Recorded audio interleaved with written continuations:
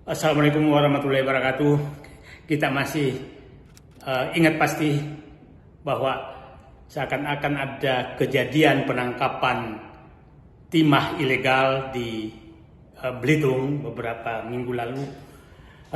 Sebenarnya yang terjadi adalah bahwa saya melihat ada langkah sistematis untuk mendiskreditkan Satgas yang banyak dibentuk oleh Presiden Prabowo, yang seakan-akan melakukan suatu penyimpangan. Padahal yang terjadi sebenarnya, saya agak paham di Belitung itu yang terjadi adalah bahwa rakyat yang menjadi mitra PT Timah untuk bertambang tidak bisa berhenti karena memang hidupnya dari situ.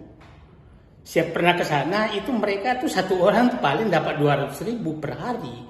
Dan kalau dia berhenti bertambang, maka dia tidak bisa makan. Nah, pada saat itulah mereka terus bertambang. Tapi PT Timah tidak bisa lagi membeli karena RKAB-nya sudah melebihi kuota.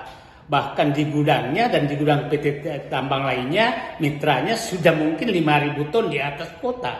Artinya tidak bisa dikirim lagi dan tidak bisa dibeli lagi, karena keterbatasan RKB yang diberikan oleh Kementerian SDM PT Timah. Artinya ini penjualan mandek. Kalau penjualan mandek produksi jalan, maka harus ada yang menampung. Yang menampung saat itu adalah mitra PT yang menjadi mitra PT Timah yang menampung sementara hasil tambang rakyat dan disimpan di rumahnya. Di rumah daripada di gudang sementara daripada mitra itu. Nah, mitra ini tidak bisa menjual ke PT Timah karena gudang PT Timah penuh dan juga sudah melanggar RKAB karena sudah melebihi kuota. Jadi sebenarnya ini penampungan sementara sambil menunggu PT Timah membeli. Tahu-tahu datang aparat seakan-akan penyelundupan, padahal itu penyimpanan sementara. Nah, ini kita harus kaitkan semua yang terjadi. Ya, sebelumnya tanggal 4 Agustus 2026 sudah ada demo di DPRD Bangka. Kita nggak tahu siapa sponsornya, meminta Satgas Trisakti untuk dibubarkan. Artinya ada penertiban tambang, ada upaya orang-orang yang menikmati tambang ilegal ini untuk menghentikan penertiban tambang di Bangka dan Belitung. Kita harus memahami bahwa itu pasti ada langkah-langkah itu. Nah, padahal sebenarnya kita lihat bahwa langkah Presiden Prabowo untuk melakukan penertiban timah yang dengan menurunkan Satgas Halilintar, Satgas Trisakti, Satgas PKH ke Bangka Belitung sudah menunjukkan hasil yang sangat nyata.